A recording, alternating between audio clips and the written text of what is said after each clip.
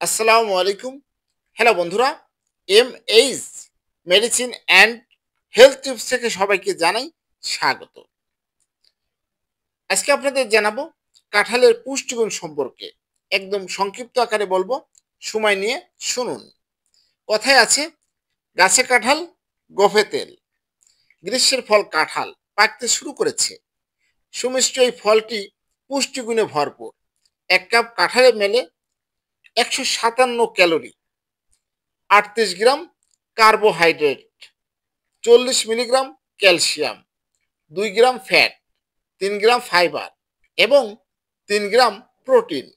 এছাড়া antioxidant, vitamin A, vitamin C, magnesium, potassium, copper ও ম্যাঙ্গানিজের ভালো উৎস কাঁঠাল। কাঁঠালের মৌসুমে নিয়মিত ফলটি খেলে পাওয়া যাবে অনেক উপকার। হ্যালো বন্ধুরা, আপনাদের জানানোর চেষ্টা করেছি কাঁঠালের পুষ্টিগুণ সম্পর্কে। ধন্যবাদ।